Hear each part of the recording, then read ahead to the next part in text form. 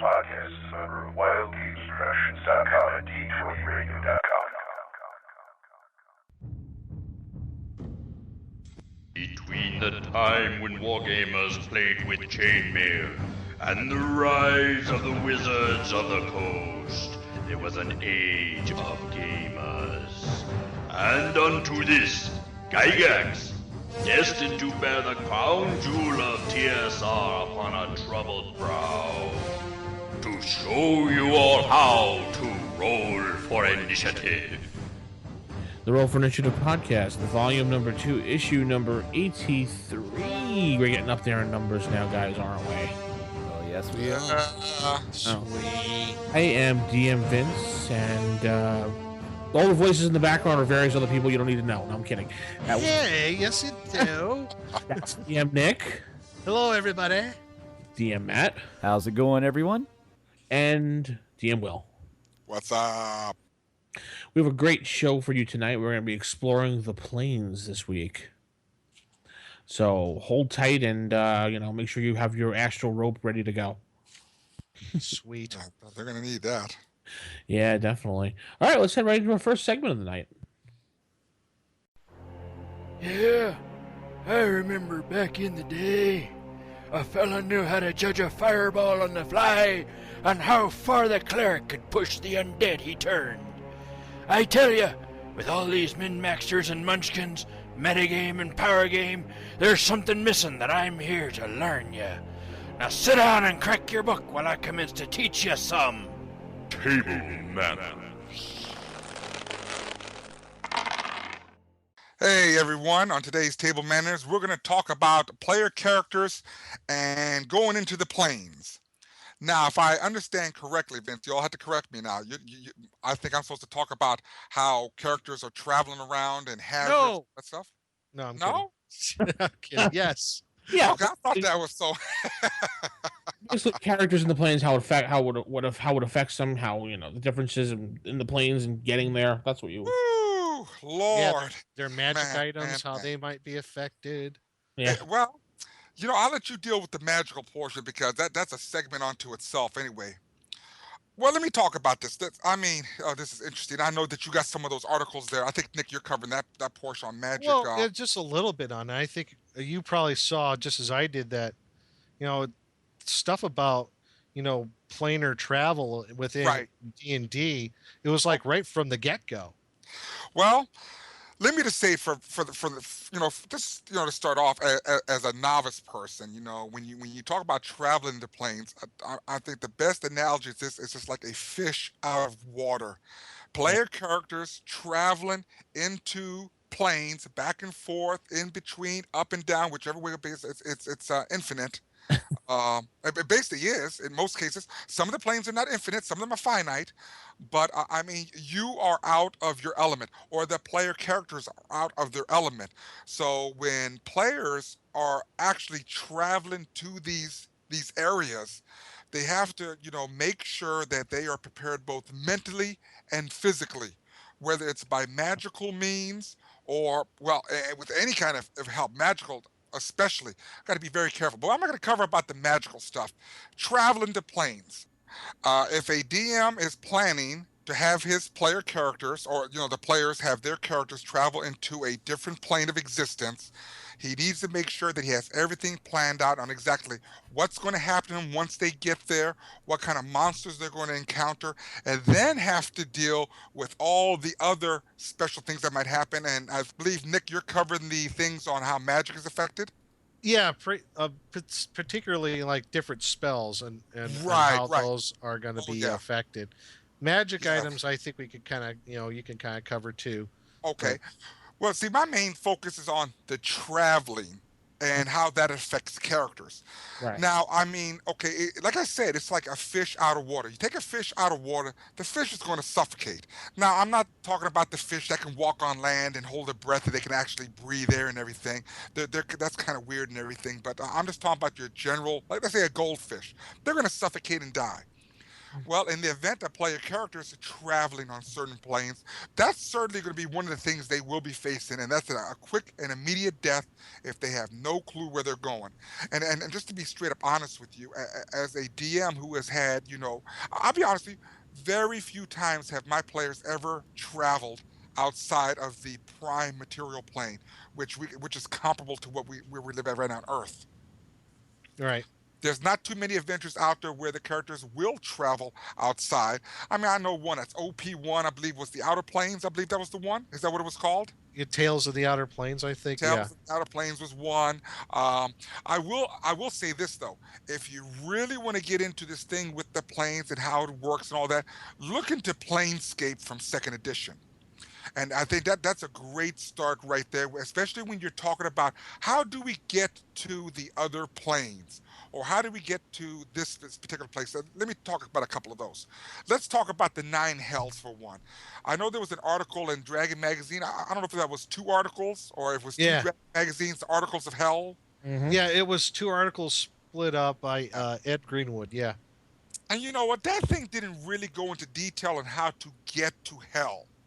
Okay, or there isn't too much to talk about, like how to get to the 666 layers of the abyss where you're dealing with demons. Right. And there isn't really too much to talk about how to get to Elysium or to I believe the 7 heavens. I believe that's the other one, right? And there's the Twin Paradises, Limbo, Pandemonium, the Happy Hunting Grounds. Happy Hunting Grounds of all places. So, I mean, there's really not too many things that are dedicated saying, how do you get there? And, who's covering the magic items? Was that you, Matt? That's Vince. I'm doing... Oh, yeah, no, Vince is the creatures, Nick is the magic. Okay, I just couldn't remember. Well, I thought someone was covering magic items, someone was covering magic spells, whatever the case may be. And I believe someone mentioned the Well of Many Worlds, and what is the other one? There's the Amulet... The Amulet of Planes. Yes. The Amulet of the Planes. Now, if you really want to be risky, you could always go inside a portable hole and cut it open. Or what do they say? Put 2 portable holes in one, or put a portable hole in a... Put a portable hole in a bag of holding. And do it that way, and then get sucked into somewhere where you don't want to go, and that would really stink. Yeah, there's also, if you're high enough level, I think there's the Astral spell. There's Astral. Well, the Astral spell, now that one is astral travel, and we'll talk about that in a second about how dangerous that is. Mm-hmm. So we talk about places like the 9 hells or the abyss and everything. I mean, I can't even think about it. My imagination is limitless. Yeah. Unlimited. Either way, however you want to say it. That's how you have to perceive planes. Because pretty much that's what most of them really are. Now, when we start getting into like the pocket planes or the demi planes where they're kind of finite, they do have a border. A prime example would be Ravenloft, for example. That is a demi-plane. It has a border around it, so it's not infinitesimal. The demi-plane of dread, right? Oh, exactly. Now, I know that we're covering on the 1st edition. I just want to give more examples because I'm telling you, there's nothing wrong with going to the Manual of the Planes, for 3.5 or 3.0 whenever it came out, and then also using the Planar Handbook that came out for 3.5, and Pathfinder. I'm sorry. Yeah, I was gonna say, and Pathfinder has an awesome book about. Yes. They also have one that focuses on the Hells, Book of the Damned.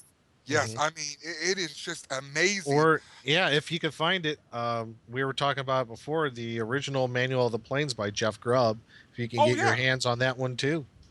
Well, that's the one that I'm concentrating on now. So yeah, but I'm just saying there is other supplementary material out there that will help you make the original Manual of the Planes for 1st edition by Jeff Grubb a much more better book. Oh yeah, absolutely. And there's lots of articles in Dragon Magazine that covers this stuff, but it covers it for 1st edition, 2nd edition, and of course D20 3.0, 3.5, whatever the case may be. Traveling in planes is dangerous. And I'm going to tell you why. One, if you're going to go to hell, you're going to have some issues. I'm going to use hell for an example because a lot of people talk about all their little excursions and expeditions into hell, and they're killing, the lords of hell and all this stuff and everything. And I'm starting to smell cow poop for some reason, but it doesn't matter. It is what it is and everything. But I'm serious though. This is just too funny.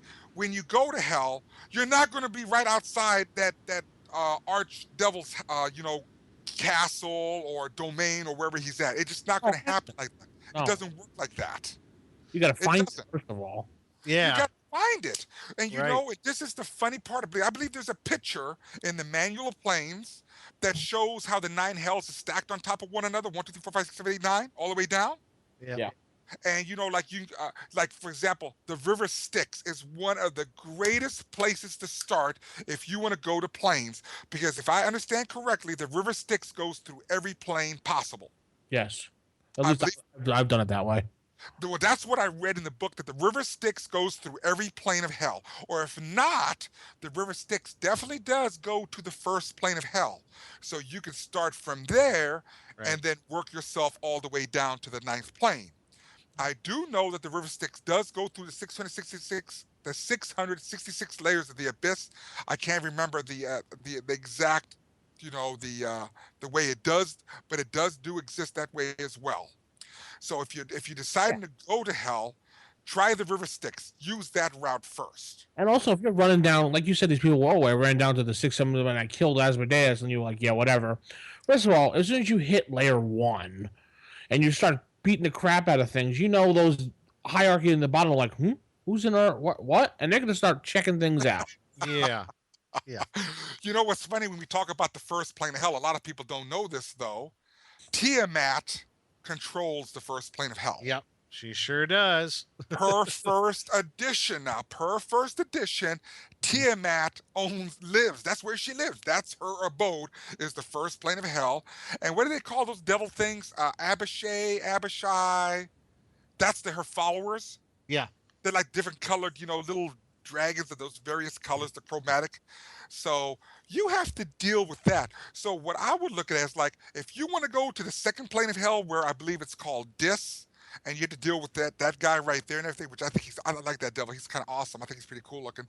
But you would have to go to the castle or the gigantic cavern of Tiamat and find the hole that will go down into the second plane.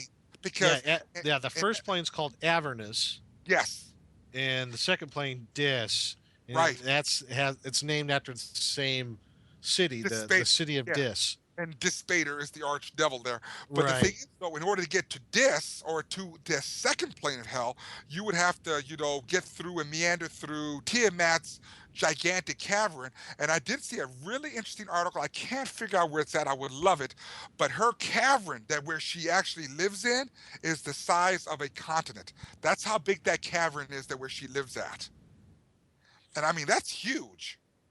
So to travel through that cavern and find where that one place is where you can go down to the second plane, that alone is a quest unto itself, if you all understand where I'm coming from. Mm-hmm. So I mean, it all depends. It all depends. Now there's the other planes. Let's go to the other planes, which are more interesting. I mean, we'll cover the hells later. We got the abyss. I like the abyss because my first incursion, I don't call it excursion, incursion into the abyss was Q1, Queen of the Demon Web Pits. Of course, like most of us, absolutely. I mean, no one really thought that's where you was going, but you're actually going there. And my next incursion, I guess that's the right word, incursion, isn't it? Or is it excursion? No, it is incursion. It doesn't matter. You all know what I mean. Anyway, my next one was when we did the Pharaoh series. Not I3 or I4, but I5, which was the Lost Tomb of Martek, if I believe it's correct. Mm-hmm. Remember when you're traveling through the tomb and then it goes into one of the layers of the abyss, because different things happen, if you're all familiar with that. Have you all went into that one, the Lost Tomb of Martek? No. I have that one and I don't remember it. His tomb, if I'm correct, I didn't even look at the module. His tomb, I'm doing this from memory now because I don't want to read inside the book. I don't read word by word. Remember how that goes? But it's that his tomb is actually in the abyss. But y'all don't really know that until later on in the game as you're traveling through his tomb. It's pretty interesting. So those are really that I can recall as of right now. That's the only 2 times that I can remember doing any type of outer plane of travel. But now, the positive planes, the negative planes, you don't want to go there. You don't want either one. Yeah, negative plane definitely bad. I mean, it plainly stated there that once you go there, you're gonna disintegrate into Right. dust Yeah. unless you have some type of spell that or a magical item that prevents you from being destroyed. Right. And the positive plane, you're gonna blow up.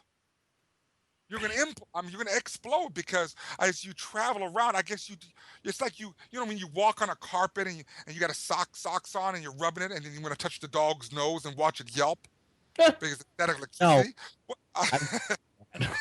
Well, it's the same thing.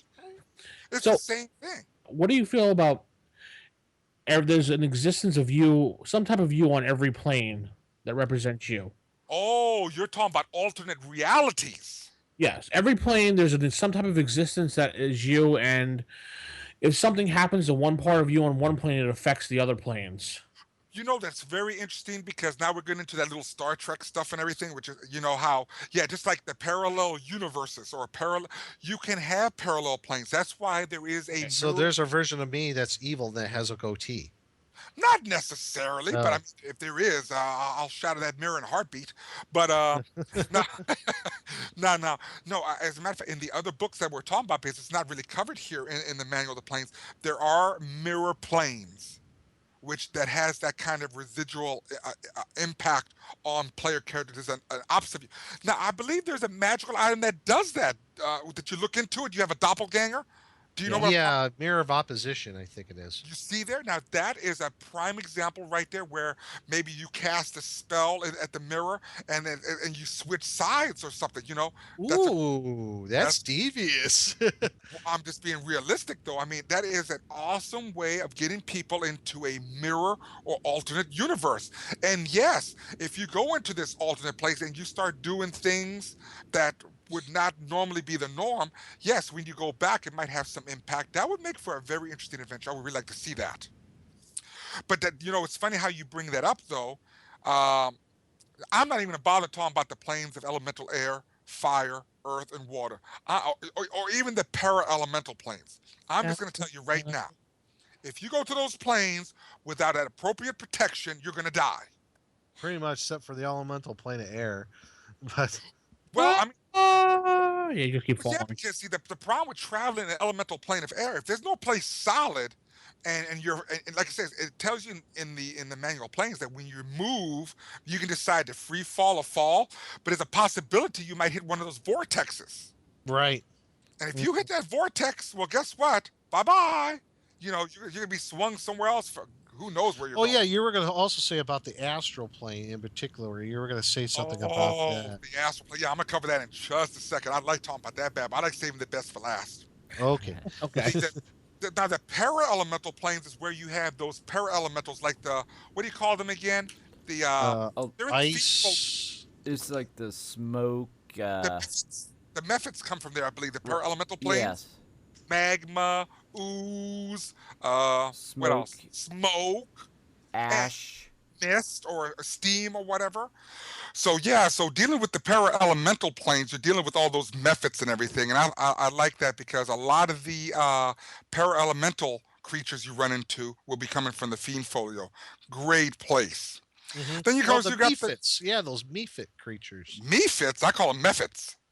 I call them Mephits. But then again, that's you calling a crevice a crevasse, and I'm thinking like, what? Okay. Whatever. Oh my god. Whatever. So, besides the para-elemental planes, then we deal with the energy planes, the quasi-elemental planes, and then when you deal with those, you're dealing with the energy creatures. What do you call them? Zag-Yi and Zag-Ya, or yeah, something like that. And you know, all those kind of creatures, volts and whatever else lives there. Like I said, if you travel to those planes, you better get prepared because I'm telling you, you're going to perish very quickly. Now, let's talk about the astral plane. Okay. I like the astral plane because this is where it gets fun. How can I say this? Of all the planes, I believe this is the only one where you travel where it's not your physical body. And no. That is true. You can travel to the astral plane with your body. You can do it. And it's like through magic items like, you know, that Amulet of the Planes, I believe. You could do that way.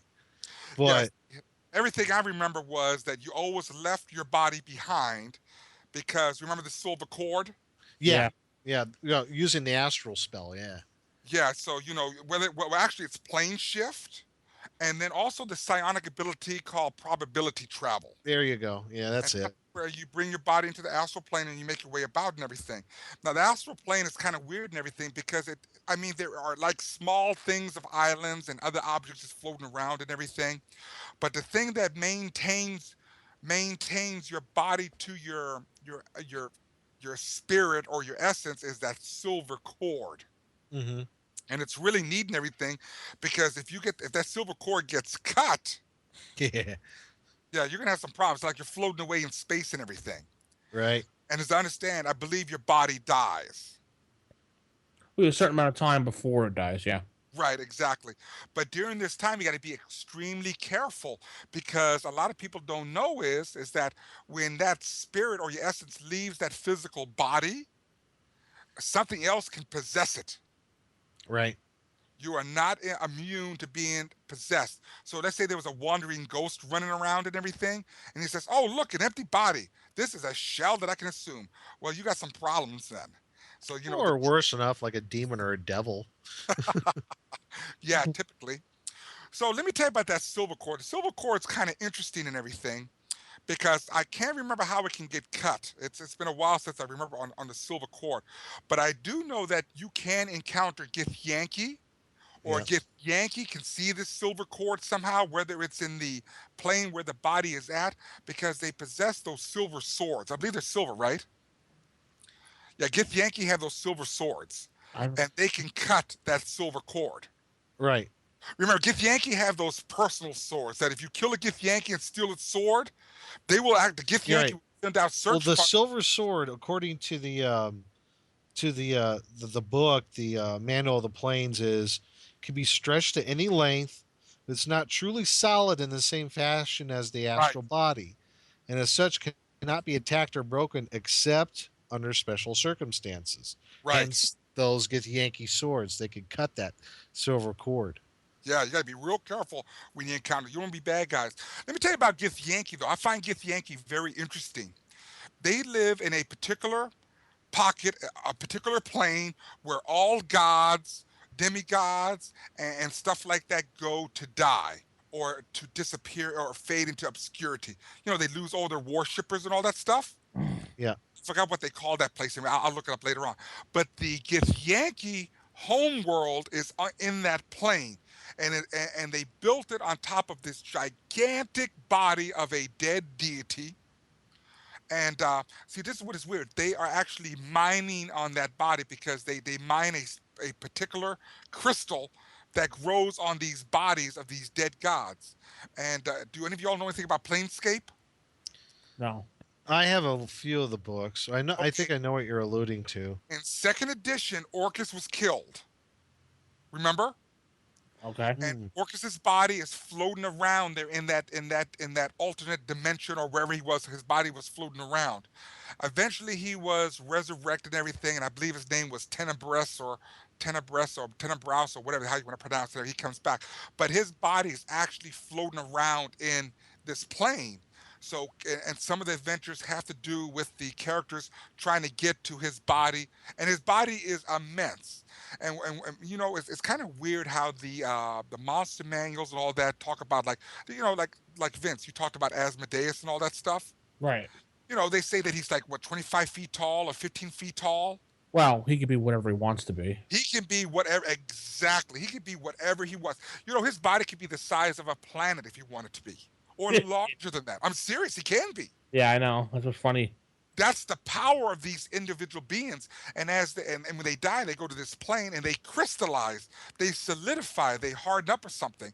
And the Githyanki and their god queen or whatever, she's a female, I know that for a fact, but they live on this gigantic, huge structure of a dead deity. It's pretty interesting. You all got to check that out sometimes.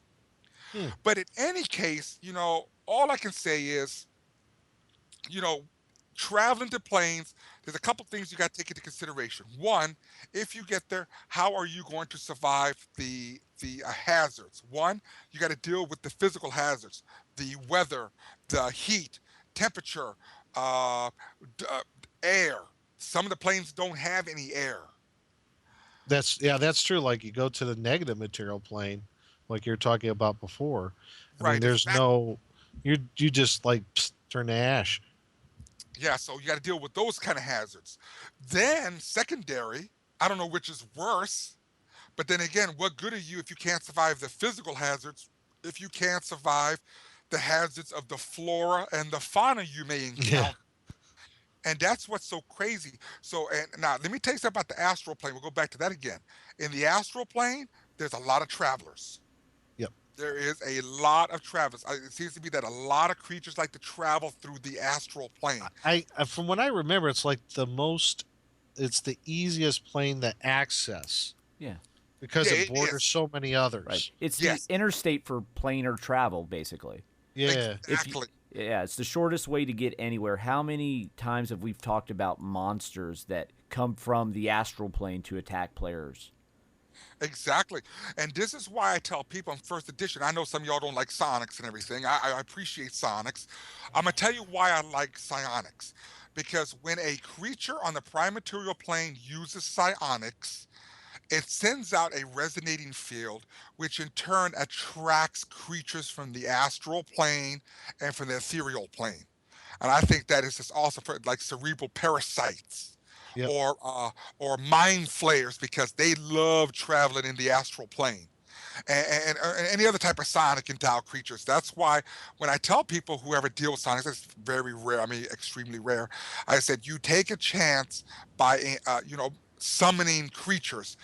What do you call those molds? Brain molds. I think they're brain molds, Yeah. and there's other creatures that are out there that are just attracted to that resonant energy from using psionics, where the case may be. The ethereal plane, another dangerous place because now you're dealing with insubstantial creatures like ghosts. That's where ghosts travel. And other creatures like specters and wraiths. It's even though they're a negative plane bound. I can't say they're negative plane bound because really it isn't. I think that's been a big question. But they have like some connection to the negative material They plane. do have a connection, yeah. And it's funny about ghosts because ghosts are in the ethereal plane. Remember how they do their magic jar attack from the ethereal plane and everything? Right. It's very interesting how theirs is the ethereal plane, but they're still an undead creature, which has nothing to do with the negative plane. Wraiths, shadows, specters, whites, any energy draining creature. And I remember an article, correct me if I'm wrong or not, but I was thinking that the article was stating that those creatures really had nothing to do with the negative plane. But then I see other things where it says that they are. So, there might be some confusion there. We have to find that article sometime, Yeah. especially with undead monsters because it's kind of weird. But hey, that explains their level draining ability. They have this small essence of that negative plane within them. And I will tell you this: if you travel on the negative plane and you encounter undead, be very careful because I think they're more powerful there. And if you turn them as if they're one step higher. Oh boy. Yeah, so a skeleton would turn into a zombie. In order to turn skeletons, you have to go with the zombie chart. Zombies go to whites and so on and so on and so on. So then I guess ghosts would become where Lich is at, and Liches would be special, I believe, on the turn undead chart, if I'm correct. Wow. So traveling through the plains is a very risky venture. Make sure the player characters are ready for it. I think that the biggest challenge is for the DM to run it appropriately. If you remember in Q1 in Queen of the Demon Web Pits, I know that there was a thing where you went to different planes. Do you remember that? Do you remember that, Nick? Yes, there is a section in the adventure, I think, and I have the module in front of me, by the way. Yeah. I think it was in her spaceship. Right. In little spaceship, there's like these doors that you can go through. And if you go through a certain door, you go to this other world. Yeah, that's somewhere in that. Either it's on the same plane or some place that she had conquered. I know one of them was run by vampires, if I'm correct. There was one that was, well, here, I could look it up right here. but I remember there was one world where she was trying to conquer Right. that was taken, that there are dwarves on it. Wow. It's called Maldev. There's this place where it was the night. Yeah, you're talking about the night world of Vlad Tolenkov. Yeah, it's a world that's like ruled by a vampire. Yeah, see. So yes, I remember some of these things. So the question is, and that's another thing where DMs should allow, how will players travel there? And like you said, you all mentioned some of the items and some other. Well, I wouldn't use the portable hole and the bag of holding. I think that's a little insane right there. But because you can go anywhere with that. Or Right. what was that other one? There was a well of many worlds. Am I correct? Yeah, well of many worlds. The well of many worlds and stuff like that. But I can't remember if that's all random plus the other spells. But now let's talk about stuff like special color pools. That's in the astral plane, dealing with the color Yep. pools. Yep. And then, when it comes to a DM, I would say make something that allow a character to go through. Now, Yeah. the adventure is not going to that world and dealing with whatever threat. The problem is trying to get back because it One of- always changes. Yep. One of the things that we did, like you're talking like traveling to a particular plane, like you were talking about the astral plane. Right. And I think I might have mentioned this before, but one of the things like in the astral plane is one of the adventures I was doing a whole new campaign, and I was basically the whole world changed. But how am I going to make the whole world change and have these new characters in it? Well, what I did is the characters were being attacked by something, and what was it? It was a greater Lamassu, I think it was. Oh yeah, I like them. Yeah, the greater awful Lamassu has the Babel. Yeah, he kind of saved them from being attacked by like these really powerful undead like wights and ghouls, and they were just first level, so they were running away, and he helped them out. And he basically did the whole "come with me if you want to live," and he took them to the astral plane because he is able to astral travel, and they all joined together and went to the astral plane. Now, the thing is, one of the perils when you go to those other planes, a big one, I guess, with the astral plane is time. There's a huge time distortion with the astral plane. And I'm looking at the book here. The effects of the passage of time in the astral are slower by a factor of 365,000 to 1, or 170 true days for one subjective round. So if you're there for one round in the astral, 170 days have passed on the prime material. Well, they were there for long enough for 509 years to pass on the prime material, which really wasn't that long. They get back because the Lamassu was injured. He had to heal himself up and everything. There had his really cool palace and everything. He takes them back, and 509 years have passed. The whole world has changed. And they're like, what just happened?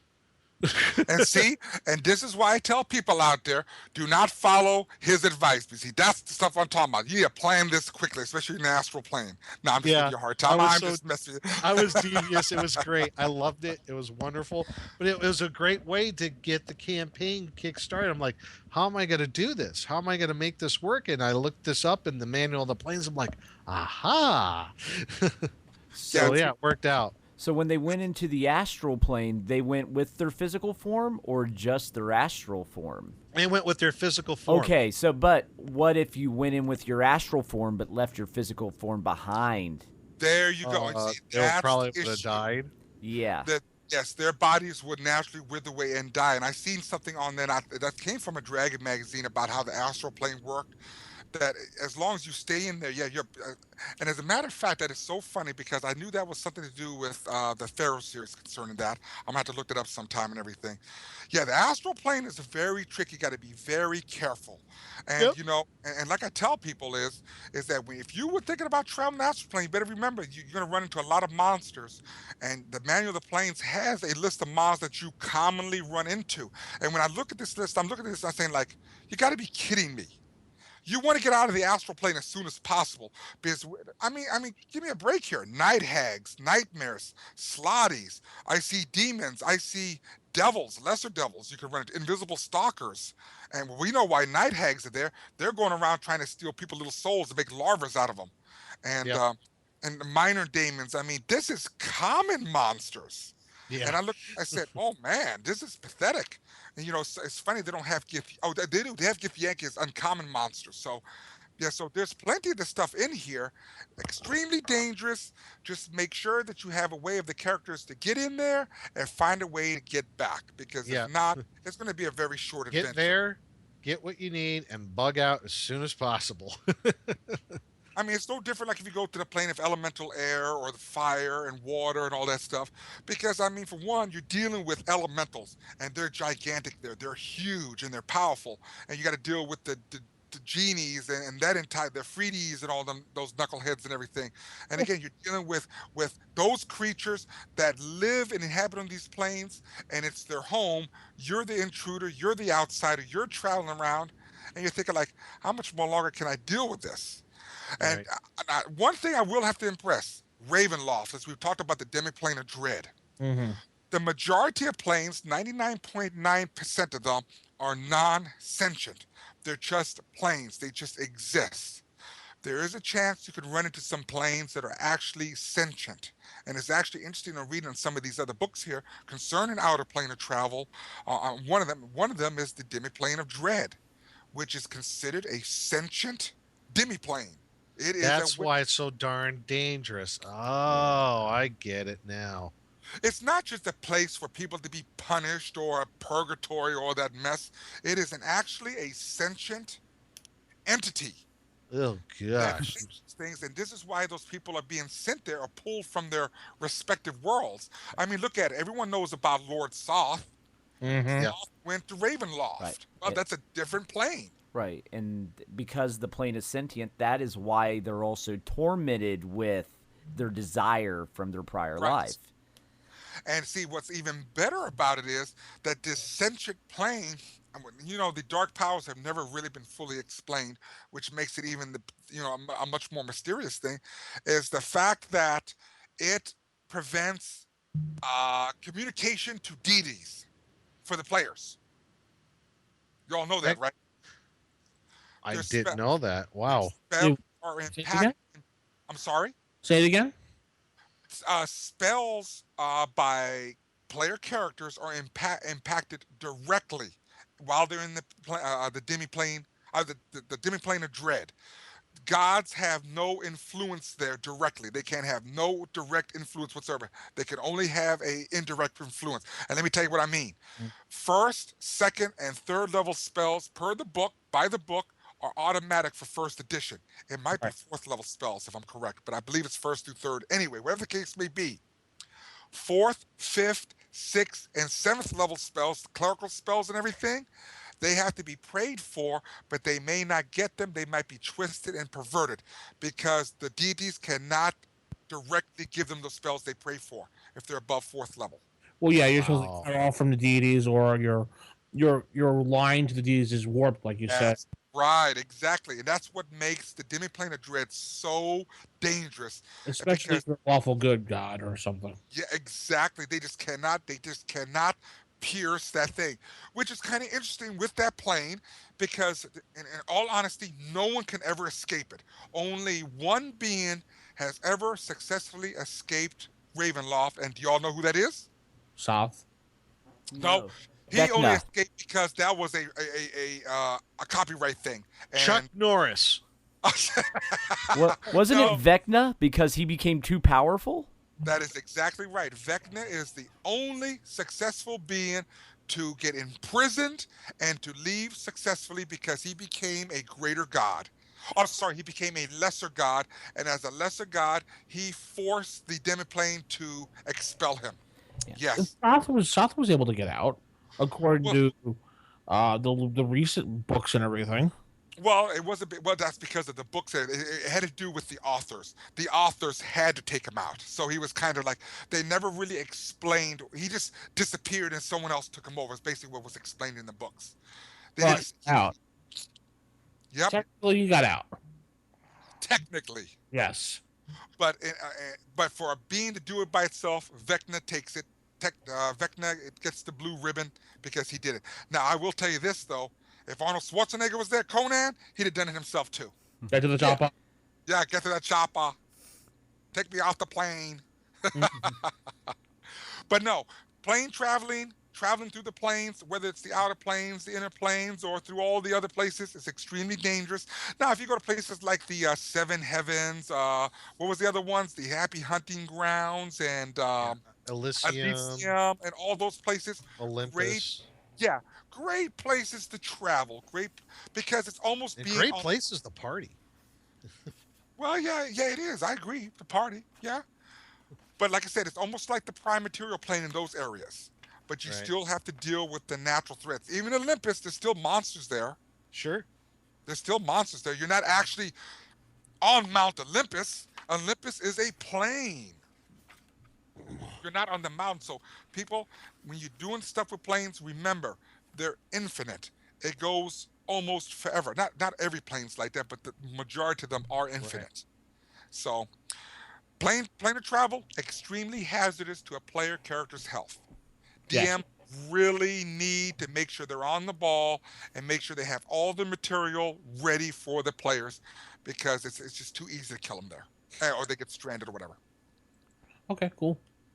Cool. So let's throw it out to everyone out there for that long conversation. And Sorry. no, it's good, very good. Hopefully, people have gotten some ideas from Will's speak about. Wow, I'm just speechless about it. Yeah, Yeah. because I mean, there's just so much to cover. It's too Yeah. much. It's You way could- too much. You could really just have a conversation per plane. You Yeah. really could. Yeah. Can. Yeah.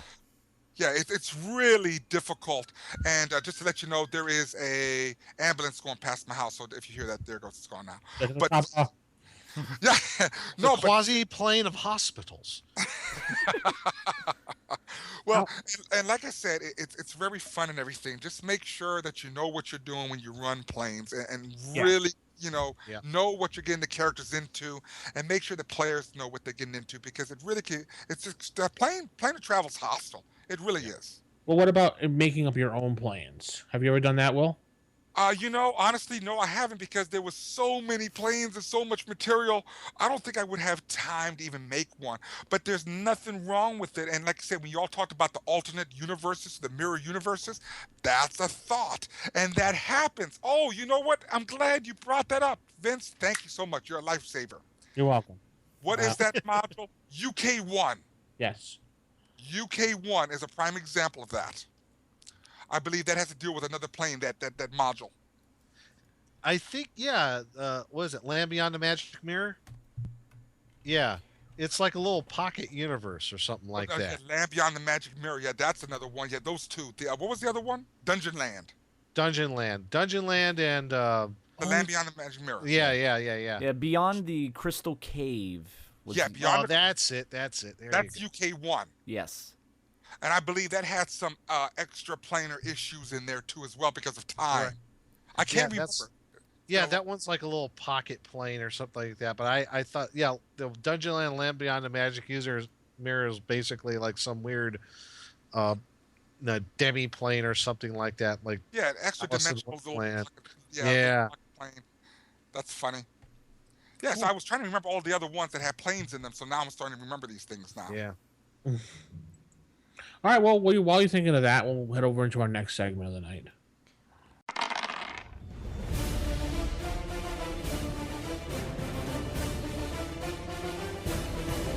Oh man, what the heck is that?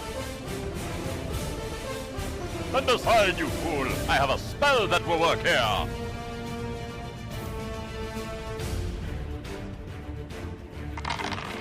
do you mean I can't hit with that?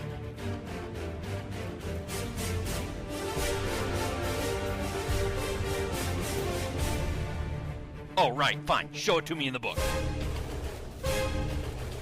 Welcome to Game Mechanics. Okay, folks, now we're into game mechanics, and Will had a nice start off to our, jumping around the planes issues, and after we talked about our characters, how they get to and from the planes, and some of the hazards they might get into. Now we're going to talk about magic in the planes, maybe some of the magical items, and more specific, how is magic, either divine or otherwise, is influenced by going to different planes, either the inner or outer planes. Going through all the different materials that I have, I could say in general, it's going to be different for each plane that your characters are going to travel to. That's just how it is. Each plane of existence, be it ethereal, astral, in the inner, the nine hells, whatever that may be, they're all going to have their own rules that they play by. And I just want to cover just some of the more important ones, like the ethereal plane. And I'm just going to go by the manual of the planes right here, just to point out some examples here. Spell casting in the ethereal plane is actually rather interesting. Like spells that create restraining, like web or wall of iron, can be passed through by an opponent moving through ethereal matter out of the way. So they don't have much of an effect there. But getting more specific, like the actual schools of magic, like abjuration spells, they're very limited on the ethereal plane. Mostly for like your cleric and druidical spells above 4th level do not function. Magic user and illusionist spells that are abjuration above 5th level, they do not function. So some of those things that you have to keep in mind when you go into the astral. Conjuring summonings. They cannot summon an entity from the prime material, outer, or astral planes when you're in the ethereal. So it's going to summon it from someplace else. There are some special cases to some things. And you just have to, like a Leomund's secret chest spell functions in the ethereal, but it places the chest in question in a different part of the ethereal from the caster's initial location. That stinks. Yeah, that's kind of weird. The druidic summon weather function for the ethereal, it works. It functions in the ethereal, but the only possible weather change is the summer and ether cyclone, which affects all in the area. It's like, okay. Yeah. So that's the only thing that you can do. There are some specifics that, like on the ethereal plane, there's like certain spells that don't work. Divination spells, they function differently in the deep ethereal and the border ethereal.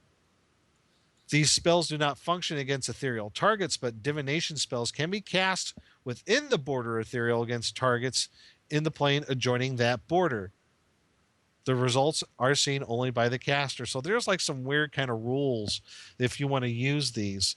If you get more like into the illusionist phantasm spells in the ethereal, according to the book here, it says illusionary spells are a bit of the ethereal plane itself, bending it to the will of the caster. For this reason, items created by illusionist phantasm spells function normally, but not disappear when the spell lapses, concentration ends, or the illusion is touched. Rather, the illusion gradually loses its sharp edges and mobility and joins the landscape of the ethereal plane. Yep. That's kind of creepy. You use an illusionist phantasm spell, like, I don't know, shadow creatures, and you create it, and after the duration of the spell, they're still kind of there after the duration of the spell. So, so that's just some of the things with the ethereal plane on magical effects. And like I said, it's going to be different for each plane. Magical items in the ethereal, if your player characters go there, weapons are reduced by 1+ on attack and damage rolls.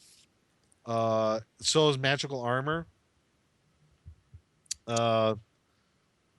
Magical items that reach into an extra dimensional space still work. Magical items that devices that call on powers more than one plane removed from the ethereal plane do not function in ethereal. So, Wow. so there's a lot of weird stuff going on in the ethereal plane if your characters go there as far as what magic spells work and which do not. The big ones like the abjuration spells. After a certain level, you don't get any. So that's the ethereal plane basically in its cosmic nutshell, if you will. Another one that we did talk about is the astral plane and what happens there when you're talking magical effects. And we already talked about like that weird time distortion, but when you get into the magical effects of the astral plane, it's a little bit different. It doesn't impede spell casting, but spellcaster effects might be a little bit different. Abjuration spells work fine. The plane is stronger than any petty spells that cannot be spelled or held back. They just don't. Abjuration spells, they work normally, but they don't affect the fabric of the astral plane itself. Alteration spells. Apparently, alteration spells, they tap into the ethereal. So spells that contact the ethereal and inner planes or make use of extra dimensional space do not function.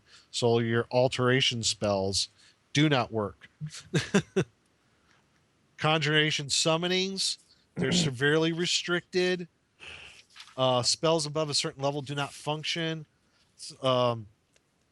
Basically, your clerical spells of 4th level or higher of conjuring summoning do not function. Juridical of 3rd level or higher do not function. Magic use or illusionist summoning spells of 5th level or higher do not function. So summoning cantrips do not operate. So again, there's another difference here between like an ethereal and astral plane is, whatever plane you're going to, there's going to be some weird magical effects. And I think this is important to point out. I wouldn't let the player characters know. I would let them find that out on their own. You're too mean and everything. Because well, I would just say because the planes themselves beyond your own prime material, it's mysterious. It's like going into the great unknown. There might be some hints or ideas from like various scholars from various areas of whatever campaign that you're in. But I think some of the magical effects, I think you should leave them rather vague, if not completely unknown. Well, I think that's part of the fun. Well, for the astral plane, since it's so many things travel through it, I think that would probably be the most well documented. Yeah. So- I would say so. So if they're the going ethereal, maybe not so much. right, the ethereal, I could even see being more of a clerical, more religious type scriptures talking about that than necessarily scholarly works. So talking about how Right. the soul passes on to the ethereal plane or whatnot. Then you can start piecing together through the legend and lore what may happen if you actually travel there. But yeah, I would have some way for the players to kind of know what to expect. Otherwise, you're just going to end up killing them all if they planar travel completely unknown. See now, Yeah. a good example. You have Q1, Queen of the Demon Whip Pits. Yep. I believe, don't they have a listing of all the spells that get impacted Yep, when they and travel? I'm going to be talking about that. Yep, that's one of the Okay. things I'm going to be talking about. You betcha. Oh, like, I guess that means, you're telling me to shut up. I'll do this. Okay, go ahead. No. Go ahead. All right, be quiet. No, but you're right. I'm going to talk about that because that's something on the other end about some of these other planes like the Abyss and the Nine Hells where spells and magic items work differently. But one thing I want to point out, like I'm glad I used the astral and the ethereal as a couple of examples of planes where there are different effects on magic, but the ethereal might boost or diminish magic of certain types. The astral will do the opposite. For example, on the astral, illusions, phantasms those type of spells, phantasm-based magic without an illusionary component does not function on the astral plane. So if you want to use some like one of those type of spells that use phantasm-based magic without an illusionary component, it will not work. One thing I just saw, and here's where it kind of delves in what you were talking about, Will, how travel can be rather, dangerous in these planes like the astral. Necromantic spells. They function normally, but those involving restoring the lost spirit to a body have a chance of attracting an astral searcher if the attempt fails. And the astral searcher is out of the Fiend Folio. So you're trying to restore a body, a summoned spirit to a body. If it fails, this astral searcher creature might come. See what I'm saying? I told you it's dangerous. Yeah, it is dangerous. There you go. It's cool, but you think it's cool and everything. I'm gonna throw my party right into it. Who cares? Why not? It's cool. Some of the magic items, like the ethereal, weapons are reduced by +1, so is armor. Potions, though, they take 1d4 rounds to consume, and there's a 5% chance that the user will choke while you're on the astral plane. Oh, jeez. Wow. Yeah. So that's not good.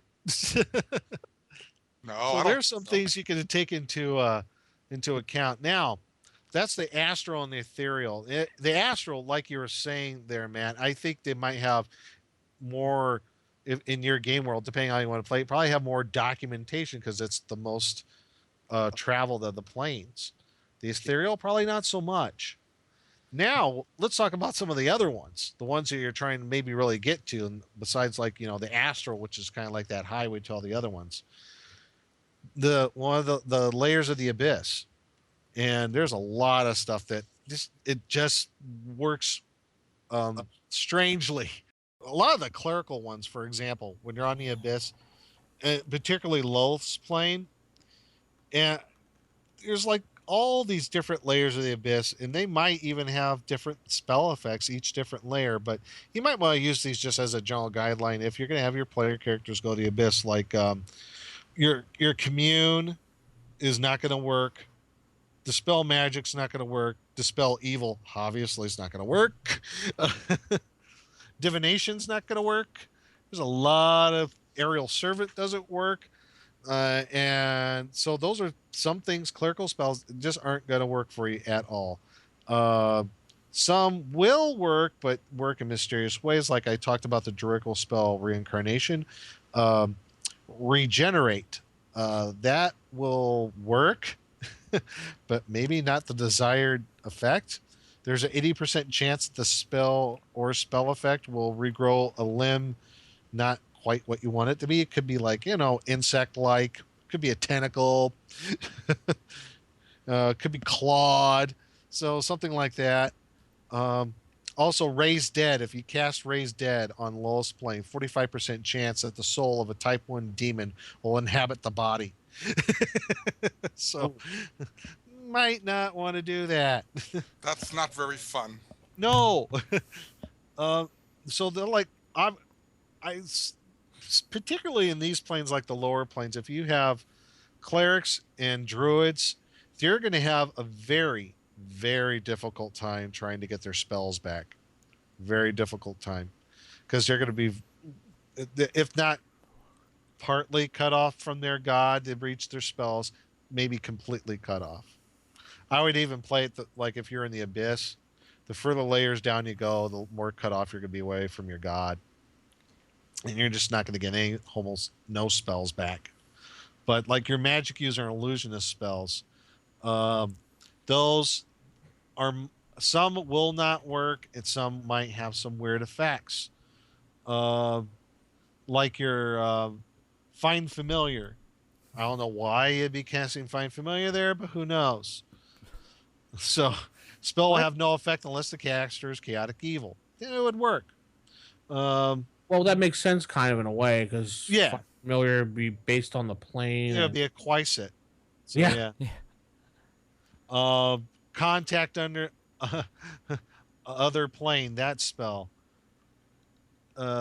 That's going to have a difficult time of working. So, and also spells that affect creatures like charm animal. Also, you got charm plants. The creatures in these particular planes, like the Abyss and the Nine Hells, even the other ones, their flora and fauna are specific to that particular plane. I know when I was reading in the Manual of the Planes, if you want to learn the charm animal spell, if you want to use charm animal spell, say if you're in the Nine Hells, you actually have to learn the charm animal of the Nine Hells spell. You'd have to learn that specific spell for that plane. So if you want to charm a devil squirrel, a demon squirrel or something like that, a squirrel from the Nine Hells, or whatever's equivalent to that, you have to learn that spell. So it makes it very, and in a twisted sort of way, it makes sense. So if you want to influence the flora and fauna of that particular plane, you have to learn that particular spell. So that's a little bit on the the Abyss. The Nine Hells, pretty much same thing. There's a lot of weird stuff going on in the Nine Hells, what spells do and do not work. And I'm going by the Dragon Magazine article out of issue 76. I'm looking here where it says spells are listed by class, and within each character class, an X equals ineffective. There's a lot of X's, folks. There's a lot of things that aren't going to work in the Nine Hells. Some of the obvious, like protection from evil, not going to work. Chant, not going to work. Prayer, no dice. Protection from evil, Deadfoot, radius, ditto. So there's a lot of spells in your cleric repertoire. Control weather, earthquake, resurrection, ain't going to work. Insect plague, no dice. What if you're on the plane of rain? Well, then, okay, you're good. Okay. I'm just imagining a paladin going insane if he tries to detect evil in one of the planes. Your head explodes. Too much evil, boom. Yeah. Same thing with the druidical spells. A lot of things just don't work. Entangle, predict weather, purify water, call lightning, plant growth, summon insects. All your animal summoning spells, unless you can learn, if you want to summon, if there's a version of an elk that lives in the Nine Hells, you have to learn that animal summoning spell of the Nine Hells for it to work. Heat metal does function normally, but note that devil suffered no damage from the hot version and only half damage from cold version. Okay then, whoopee. So those are some of your cleric and druid spells that won't work in the Nine Hells. But really, when it comes down to it, and I could go on and on and on. But the important thing is to get out of this, each plane that you go to with the different spells, it has its own rules that it plays by. And I'm not saying as a DM that you need to go by the book on the different spells of what's outlined in the Manual of the Planes. I think it's a really good guideline, something to go by. But I think as a DM, if you want to be a little more, if you want to be very original about it, you know what? Come up with your own little rules to go by when you go to a particular plane. And that's a great way to go.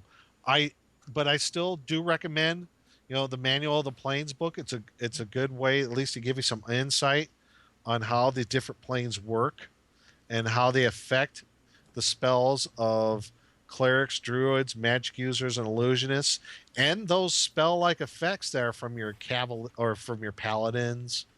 For example, some other abilities like from your rangers might not work well, like tracking, stuff like that. It's kind of, and also your magic items. There might be some specifics about magic items, how they might work differently, like in the Twin Paradises, than they work in Elysium. That just might how it be. So that's pretty much how.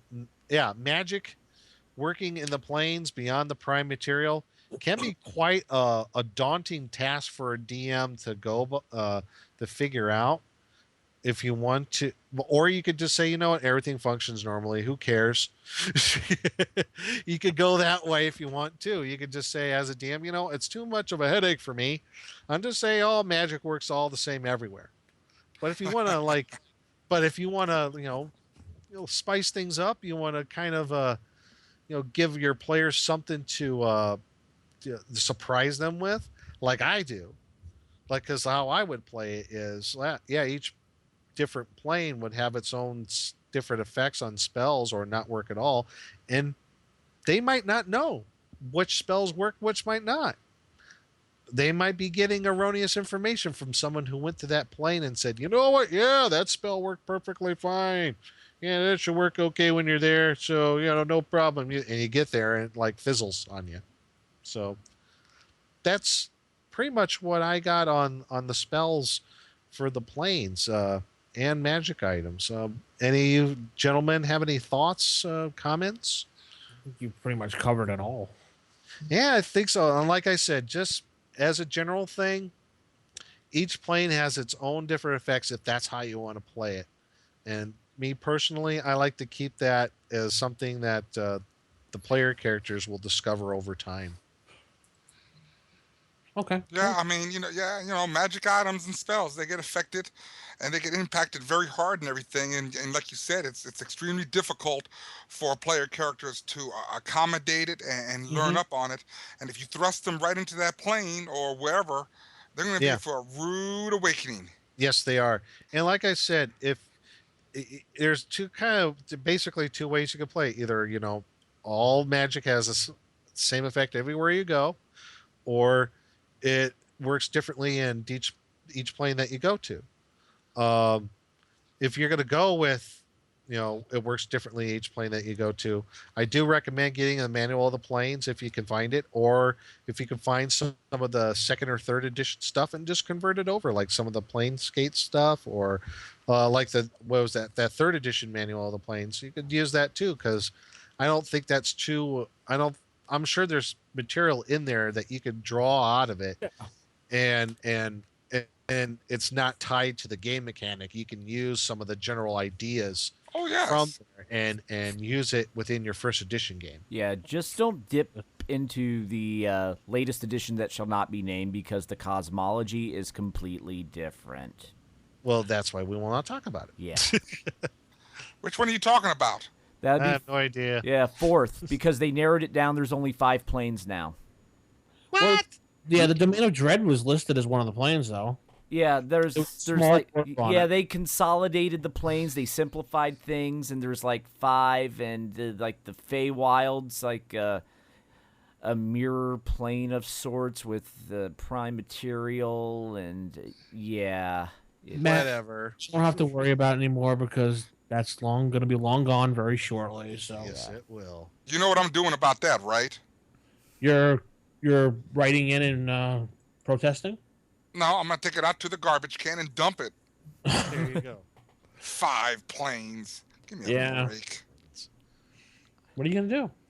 So I guess not play it, not endorse it, not support it. Okay. Okay. Yeah. So I guess we'll kind of wrap up this section. If no one else have anything to say, we'll like to hear what our listeners have to say about magic in the planes, maybe how they play it as a DM. And I guess we don't have anything else on this section. Whoa. We'll move on to I guess Creature Feature Theater. Yeah. That is not dead which can eternal life, and with strange eons even death may die.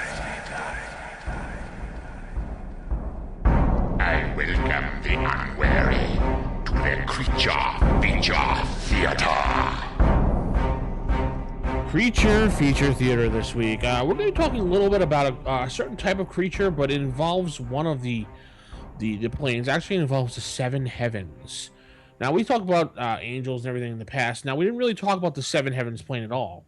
Now, the 7 heaven plane is broken, obviously, into 7 different heavens. And there is only one way to actually get into the seven heavens, and that's through the astral plane. Now, have any of you guys had any adventures through the astral plane to the seven heavens at all, or no? No. Yeah. Not to the seven heavens, no. Most people don't because they don't see a reason to go there. Everything is lawful and good on the plane, and when you go into the plane, you're climbing a mountain. It's like simulating climbing a mountain, and every time you get to the top of the mountain, you get to another plane, and you start at the bottom of the mountain again. On each plane is different type of archons or archons. I don't know how you want to pronounce it. And the first version of them would be the lantern ones, like these little glowing balls that are floating around.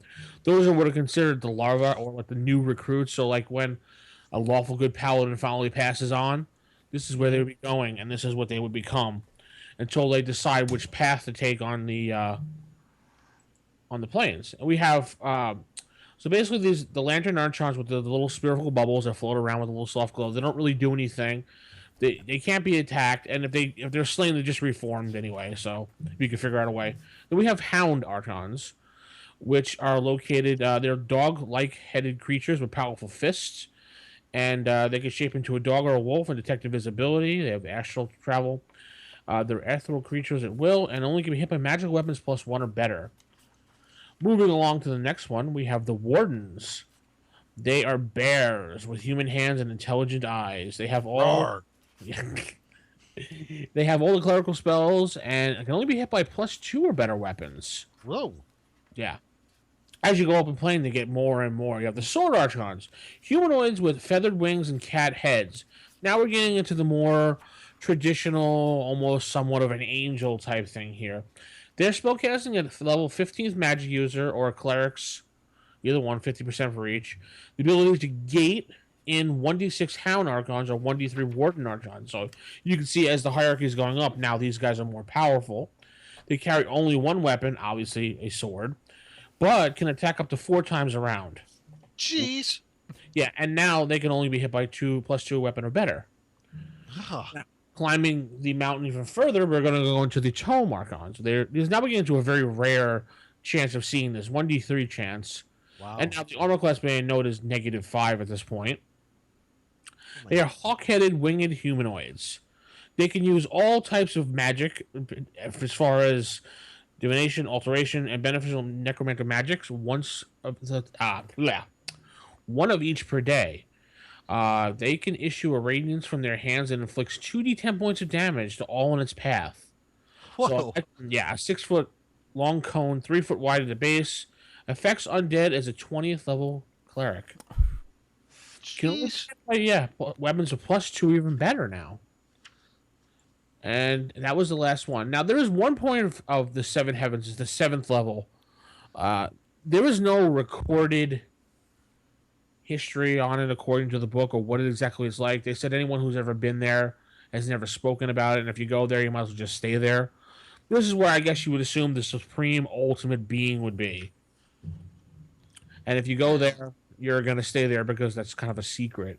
Ah. I was reading that on page 87, I believe it was. 88. Yeah, I'm looking at it right now. Yeah. Go there, you stay there. There's no recorded record of what is possibly there, but to get to each plane, you have to start from the bottom of the first level of heaven. There's no jumping to second, third, whatever, and you have to go through the astral plane to get there. That's the only way for the portal to get there. And this is to the 7 heavens, right? That's the 7 heavens, yes. You know what? I don't think they got that anymore in 3.0, 3.5. I think they call it something else now. Really? I believe they call it Celestia. I believe that's what they call it now. Yeah, probably for reasons of Yep. religious reasons or something. They probably changed it. Yep, it is. It's called Celestia. And it's 1, 2, 3, 4, 5, 6, 7 levels. It's kind of it's actually interesting that you bring this up here, because guess who lives here in the 7 heavens? At the most bottom of the one. Bahamut? Yep. Tiamat's arch rival lives there. Yep. His palace is on the 7th level. So they did rename it. Yeah. Yep, it's the first level, the most bottom one that she was talking about is called Lunia. Lunia. Oh, okay, yeah, Lunia. Lunia. The Then next one is Mercuria, or whatever it is. Mercuria? Venya, Solania. Yeah. Yeah. And then That's so very okay. interesting. Very interesting that you brought that up there on the Seven Heavens. Yeah, and who also was there? Planeteer, so Captain Planet's there as well. Ah. But But are there Pokemons there? No, there's no Pokemon. They're not allowed. Thank goodness. Thank the heavens. Aha! Now, let's see. The Archons are only rarely found outside of the heavens and neighboring planes of Arcadia, and the Twin Paradises, which I don't know much about myself. There's only 2 of them. Obviously. And they're twins. That was a good thing to say. They do not actually seek out evil on the prime material plane, though they battle evil when they counter it. What's the chances of evil coming to the 7 heavens? I mean, unless it's going to be the all-out battle between the layers of hell versus heaven. I mean, I guess. Well, it was just like you said, Vince. There, it basically says that if it's talking about Cronius, which is the 7th layer of Celestia, which is the highest one, where that mystery is and everything. It says that if they harbor evil, their souls are extinguished and their existence is permanently erased from the multiverse. Yikes. And they call the Twin Paradises, it's called the Twin Paradises of Bitopia in 3.5. So I was just reading on what you were saying. Yeah, that's pretty cool. It's amazing how everything has changed over the times. Yeah, it's sad that they changed all these names because I don't see what the problem with the 7 heavens is. I mean, so what? Yeah, that's weird. But anyways, it's a freestanding, permanent, and it doesn't disappear like other planes may change over time. This one is always going to be the same no matter what. But I do like the idea of climbing the mountain. Yeah, I like those Archon things because Yeah. it kind of gives the idea of like, I don't know, just like you go to each level and you have to perform a certain task and you meet this Archon, you got to go to the Right. It's like there's a test you have to pass to advance further up the mountain. And if you fail, the Archons are there to get rid of you. That's actually pretty good because as it explains it here, you start at Lunia, and it says here that the wonders of Lunia offer much even for a chaotic evil wizard committed to learning the path of goodness. That's pretty good. Yeah. I like the Archons. We have lots of Archons deep down south. We call them Fireflies for short. I was just looking at the thing on Lunia. It says in the manual of the plane, it says the ocean itself is fresh, clean water that functions as holy water. Yeah, It's an ocean of holy water. Wow. Just imagine if you could get a trade route of the ocean of holy water and bring it back to the prime material. Oh, you make it such a killing. Oh, yeah. But see, it got monsters in there too now because look what it says there. It says it has it contains all manner of aquatic life from tiny schools of silvery fishes to leviathans moving in the depths. There could be giant krakens down there. Oh, jeez. Yeah.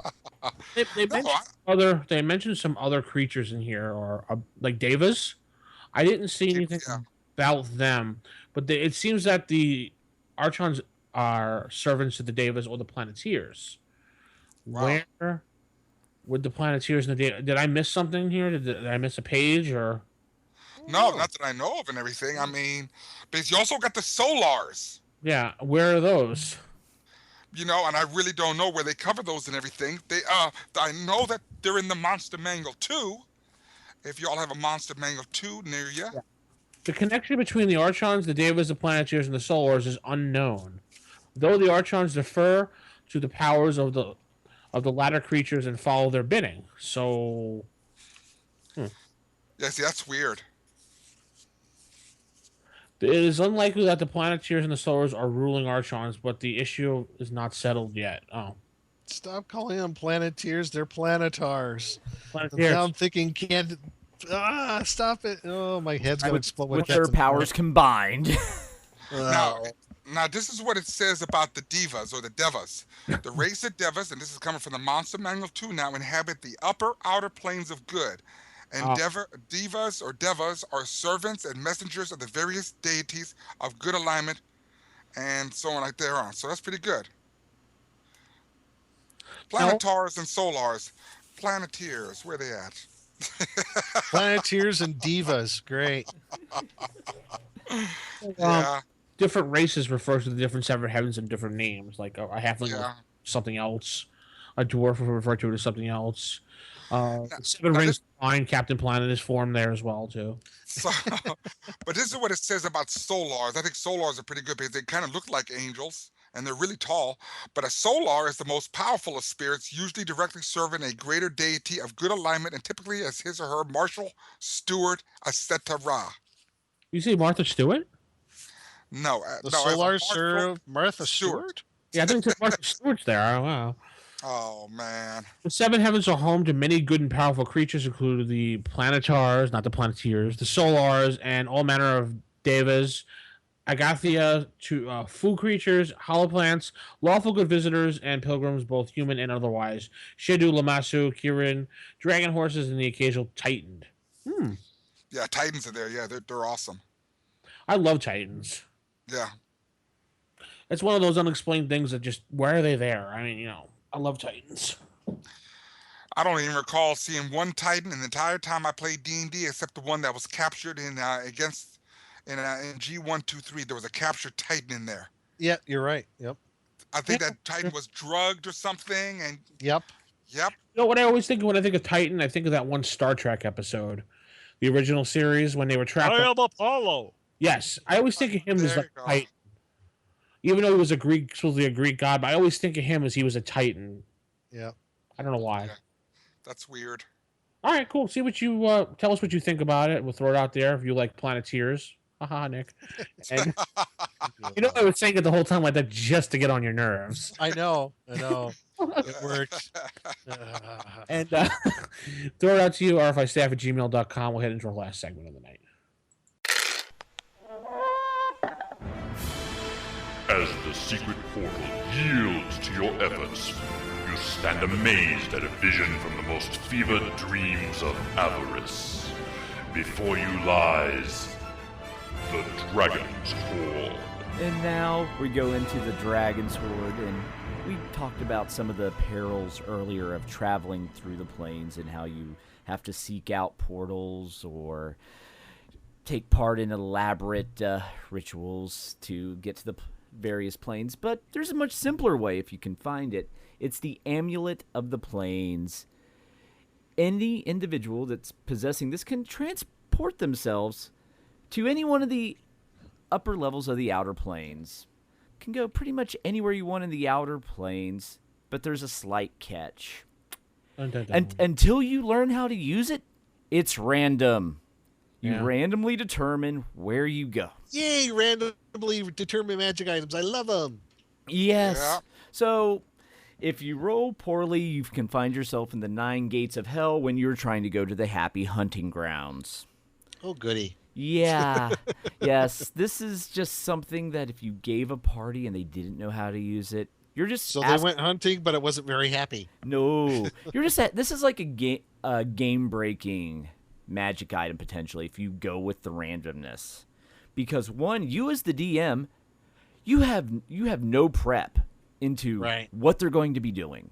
Because you have, using the chart, 21 different options because you actually roll 2d12 and add them together to get your results.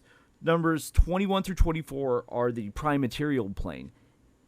And then 1 and 2 is the 7 heavens. So you actually have multiple options of where you can get up. You don't know where they're going.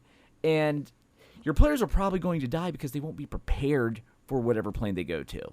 The only thing that could be worse is making this a amulet of planar travel for the inner planes. Oh, you're talking like the elemental, the Yes. quasi, the para. Oh, that would stink. Yeah, they would. Your players would be dead before they even knew what happened. Yeah, Make that magic item. yeah. I mean, it's just.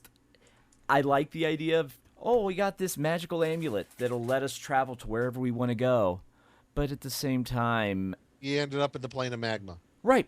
And you're all dead. But Yeah, sorry, you didn't know how to use it right. You're dead. sploosh. Yeah, it seems like a good idea on the surface, but in practice, it'll just break your game. That Especially would when- actually be a really cool magic item to make, though.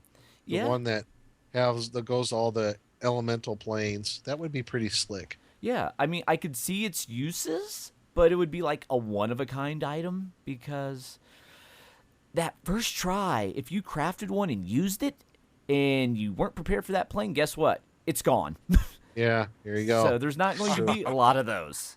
This is just something that it reminds me of giving first-level characters in Star Wars a starship. You don't know what planet they're going to go to. With this, you don't know what plane they're going to go to. You can't prepare. Yeah, you're right. It makes it very difficult for a DM to prepare because, like what I was talking about, the magic effects of each plane. Right. Holy moly. Right. And you never know when the players will just get a random bug up their butt and decide, hey, let's go to Olympus. Yeah. Why? Because we want to go visit Zeus. What? Yeah. Yeah, and Zeus will just backslap you back to where you came from. Right. Yeah, And, pretty much. and then they'll try again. Or, hey, let's go hang out with Odin. Odin had lunch with Odin, yeah, right. Right. We got a dinner date with Odin. We need our amulet of planar travel. Odin, would you like some tea? Yeah. It better not be chamomile. Ah! Yeah. Now, I can have tea. yeah. Now, I could see making a specific amulet that'll only take you to one plane. Yes. That I can go with, and I think would actually be an easy way to get your party into a plane. Wasn't the sunstone The sun's the sunstone from Ravenloft, the novel that what's his name used to escape Ravenloft in the first novel? I think so. It was something like that. Will, you know what I'm talking about for Soth. What was that again now? The sunstone, wasn't that the only amulet that was used to escape Ravenloft? Oh That, my goodness. what's his name? Jander used to escape the Lord Soth's domain. Oh, I haven't read on that in so long and everything, but that's what it sounds like to me. Yeah, I remember there was some type of sunstone or something. I could be wrong, but I remember there was some type of amulet that was based on getting in and out of Ravenloft you had to use. Yeah, see, what happened was in Ravenloft, with Soft's realm there, remember there was a rift there. It's called the Shadow Realm now, I believe. Yes. Because there's a big rift there. For some reason, he disappeared. They said that in the main books, that because the new Dark Lord is some elven fey female with a were-badger ally or something, and they said they have no clue what happened to the former dark master that lived there. They just hinted at his existence, and that was the last they said anything of him. But yeah, I remember it was something like that. I can't remember. Well, that's 4E stuff. That's not, we don't care. No, that's 3.0. No, that's 3. Yeah. Was it 3.5? Oh. Yeah. Yeah, And that- 4E, there actually are demi-planes. Mm. But, yeah. Oh, well. The demi-plane of Munchkinism. Yeah. But, yeah. Plain of rice. The plane of bread. Yes. Oh, no, that's terrible. There you go. Make an amulet that goes to funky demi-planes, like the demi-plane of bread. Right. Yeah. Perhaps if you were trying to create one and it didn't quite go right. Well, if you all remember, one of the ways of doing the thing with Ravenloft, and most people know about that demi-plane, is the Grand Conjunction. Remember that's what it was called, the Grand Yeah. Conjunction? Yeah. When that's how they could escape or whatever the case may be and everything. Then you had what was his name? Azalin, the Lich of our Darkron or Darkon or whatever it's called, his Darkon. domain. And remember what he did was he created an experiment. It exploded. He disappeared. No one knows where he's at right now. But what happened was every living creature in his domain were turned into undead creatures because of his experiment that went awry. I mean. And so right now, I don't know where he's at. I don't think he's still around right now. They're keeping that a mystery for the time being. Maybe he's at the demi-plane of bread. It could be something, but his experiment, and I believe now it's called the Nightmare Lands, and I believe now that the entity Death himself is now the current Dark Lord of that place. But it was that massive infusion from the negative plane that killed everyone and made them undead creatures. I'd rather go to the demi-plane of beer. Beer. Beer. Instead of an amulet of the plane chart, what about something like we've tried in our games in the past taking potions, and we'd take a potion and we had to do something that would threaten our lives to shock us into the plane that we wanted to go to. Has anyone done something weird? Yeah. Yeah, so I had this thing like we wanted to get to one of the planes of hell. Instead of traveling through a portal or something, he had us find this. I remember specifically we had to find this magic user who was very rare.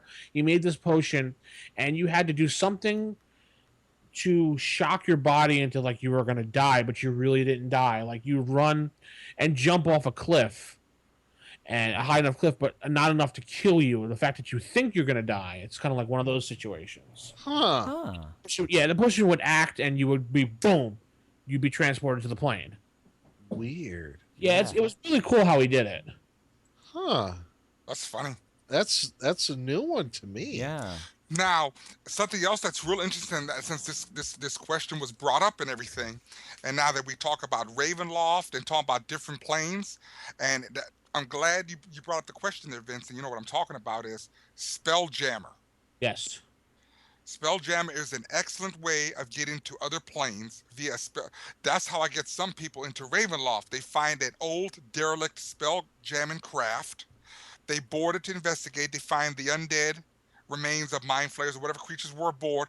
And as soon as I get all the players on there, I let them know that a giant fog surrounds the ship. The ship takes off and flies into the crystal sphere where where Ravenloft's at. And then it crash lands somewhere over there. So Nice. yeah, so that's one of the other alternate ways that I can get people into different places if I really want them. You could do the old Land of the Lost thing with the slee stacks and the crystals in the caves and everything. That's a good way Definitely. of doing That it. is And I an love Land awesome of the way. Lost. Yeah, I didn't like, what would they call it? Slee stacks? yeah, Flea stacks. Yeah, I couldn't stand it because yeah, I couldn't stand it. I hated that stupid song. Land of the Lost. Yeah. Well, all the Sid and Barty Croft songs are kind of stupid, so. Well, I liked Bigfoot and Wild Boy. Oh boy. Or Wonder Electro- Bug! No, how about Electro Woman and Dinah Girl? Lecture woman. Yeah, I'm serious. Oh, Dr. Shrinker. Now we're getting way off topic here. Yeah, we are. Well, we're on a different Plane plane. of- Yes, we're on a different plane of existence. television nostalgia. That's the Jimmy Plane of Sid Marty Croft shows. Oh, man. We That's could Yeah, funny. Full of the Kongs. We could wrote a whole special episode doing converting Land of the Lost into AD&D, which would be really cool, actually. That's hilarious. Well, you already got the dinosaurs. Yeah. Slee stacks. Actually, there's a version of them in Hackmaster. There is. Is? Yeah. I didn't know that. Uh-huh. Wow. Yep. Is They're, this sure. stack or They're called like slash stacks, nice? but they're basically the same thing. That is awesome. All right, cool. Unless Matt, you have anything else to say? No, I think we've Yeah, we- pretty much covered it all. We've traveled to many planes through the course of this conversation, so I think it's time to travel to the plane of outro. Yeah, Plane of outro. That's too funny. Wonder Woman. Oh, sorry. Okay. And now to the outro.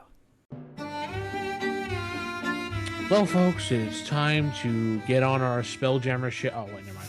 It's time to put on our Amulet of the Plains and go into our well of many worlds, whatever it's called. Drop that coin in and say, "There's no place like home." I know that was really bad, but anyway.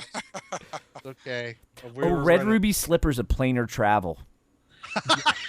That's good. Why- Click here your we go. heels 3 times, and you end up on the demi-plane of Munchkins.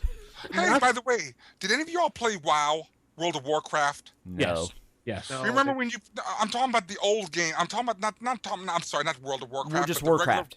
Yeah. Warcraft 2 or 3. Remember when you had the night elves and you sent out the little balls of light, the mine for you and everything? Yes. That's your archons right there. Yes. Oh. Oh. Except the Archons didn't mind. They just kind of just floated around and Yeah, they just went in circles around the tree like a firefly. yeah, like a will-o-wisp.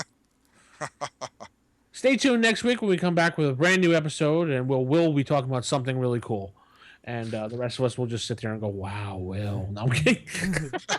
Wow. Oh, All right, keep it original, keep it old school, and good night, everybody. Good night. Bye, everybody. bye. Roll